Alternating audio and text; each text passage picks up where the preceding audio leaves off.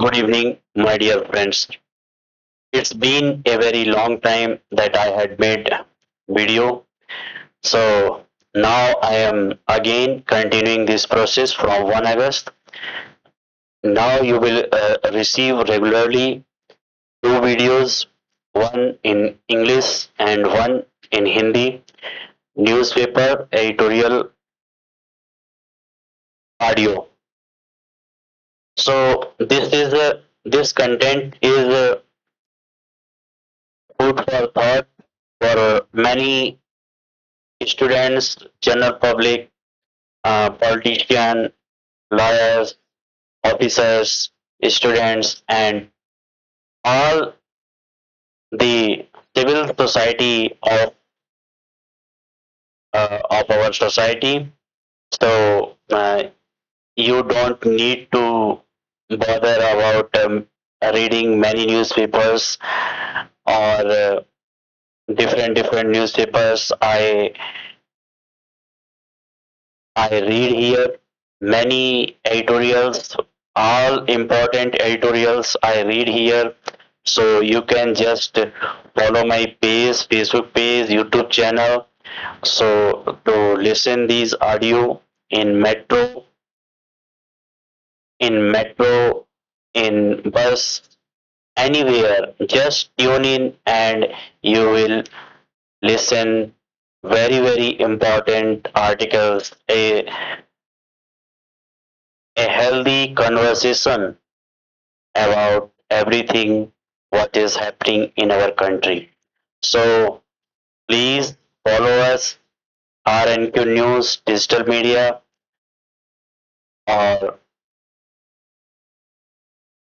on Instagram, Facebook, Twitter, uh, YouTube, everywhere we are available. So today I am going to start 1 August 2026, uh, two articles in English, a healthy text, The Hindu. A government must act to tax food high in fat, sugar, and salt. India, which has a long history of addressing the challenges of undernutrition, has to pivot to attack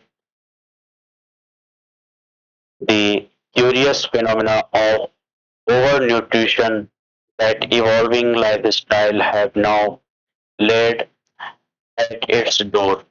The recent National Family Health Survey data showed that in India, while stunning and undernutrition continue to be cause or concern, despite some gains, the sharp rise in adult overweight and obesity, besides diet-related metabolic conditions, cannot be ignored anymore.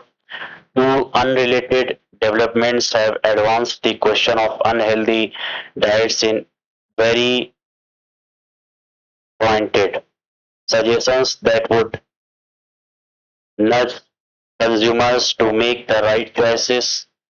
First, a parliamentary standing committee has recommended mandatory front of pack nutrition labeling indicating whether packed food are high in sugar, and second, a national consortium has advised the government to levy a health tax on high fat, salt, and sugar food and enforce stricter regulations on their advertisements.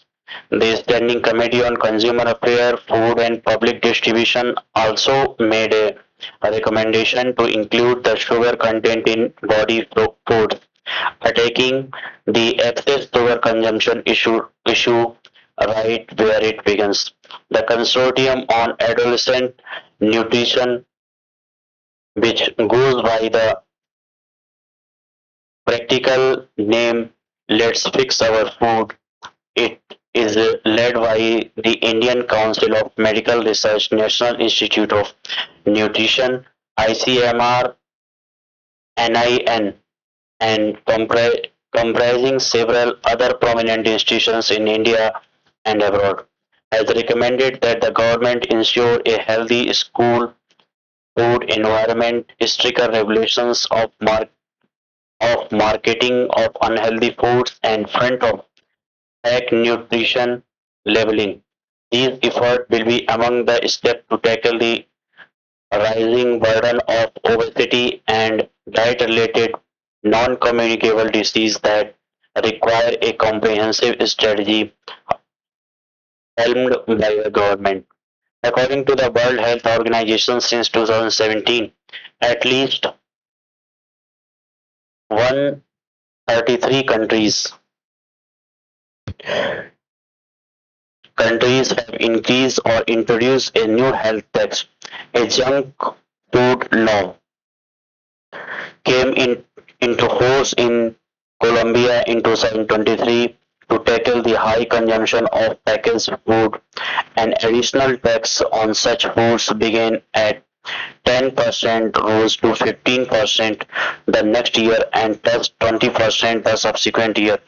Norway, Hungary, Denmark, Bermuda, Dominica, Saint Vincent, and the Green Greenlands and the Navajo Nation (US) has also specially implemented taxes on unprocessed sugar and sugar-added foods, with the ICMR-NIN report indicating that over 70 million children and adolescents are affected by obesity and that this number can cross 27 million by 2030. There cannot be a better time to act on these suggestions that will go a long way in educating the consumer to make healthy food choices. Western Ghat Conversations with Science and Dialogue. The ecologically sensitive area debate highlights the need for balanced, conversation, inclusive conservation approaches. Madhusudan Bandi, faculty member of at the Gujarat Institute of Development Research, Ahmedabad, Gujarat. The Western Ghats, spanning six coastal states of India, are internationally recognized for their rich biodiversity. They contain 39 biodiversity hotspot areas, including national parks, reserve forest, and wildlife sanctuaries declared World Heritage Site (WHS) by UNESCO in 2012.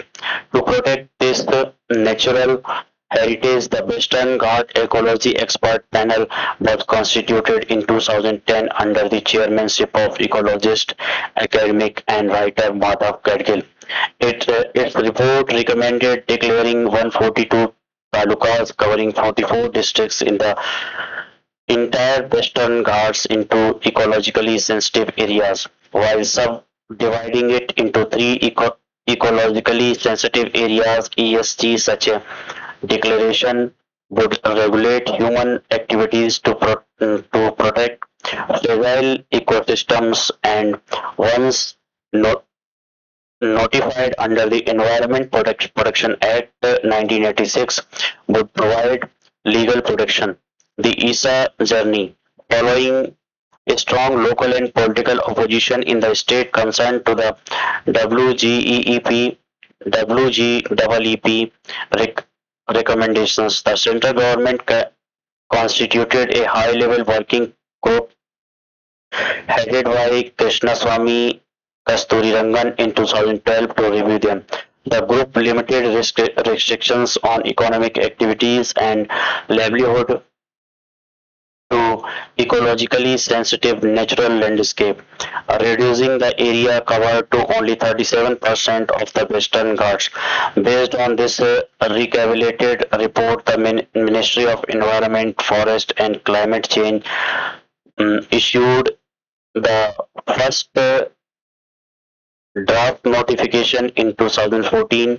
Since the matter remained unresolved, the ministry constituted an expert panel headed by former Director General of Forest Sanjay Kumar in 2022 to examine the concern raised by the stakeholder state following the expert panel's deliberations. Gujarat and Goa appear to have agreed to the finalization of the ESA notification. While Maharashtra has ought a fresh review, discussions between the centre and the other states, including Karnataka, Kerala, and Tamil Nadu, are ongoing. A phased rollout or state-wise finalization is possible after the inclusion of this clause in the 2024 draft notification. Between 2015 and 2026, five draft notifications were issued as the centre and states did not reach a consensus following the expiry of the last notification in July 2026. The ministry has extended the expert panel's tenure by another year. The case of Karnataka.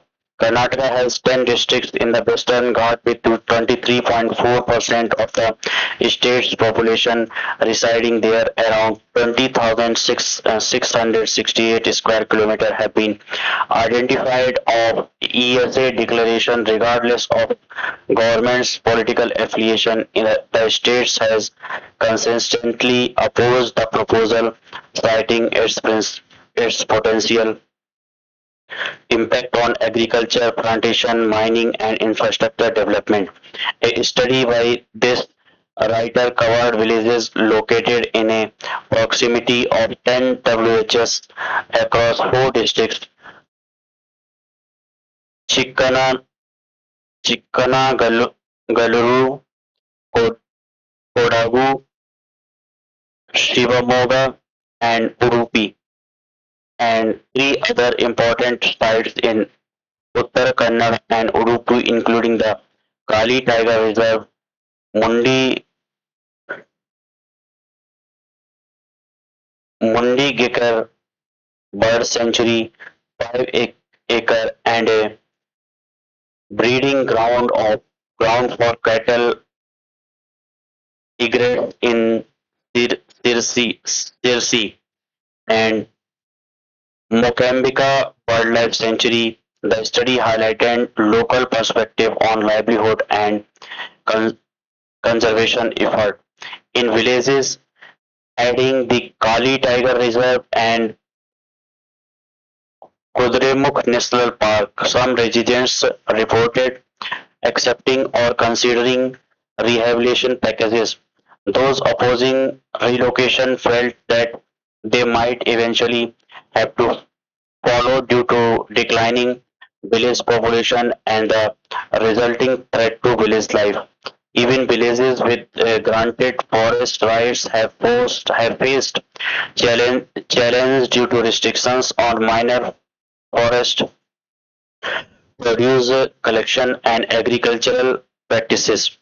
Concerns were also raised over the rejection of forest rights claimed by non-tribal with long-standing evidence, long-standing residents, including in the village at least 150 years near the Pahali Reserve Forest. Meanwhile, local officials and some communities supported regulating environmentally harmful activities such as stone quarrying and unplanned tourism projects, including proposals for forest ropeway.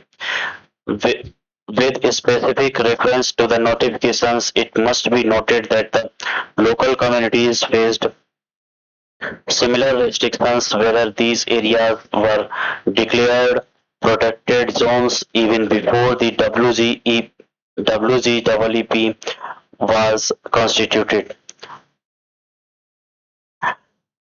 Many residents believe that buffer zone extended 10 kilometers from core areas and fear possible, possible eviction from their land.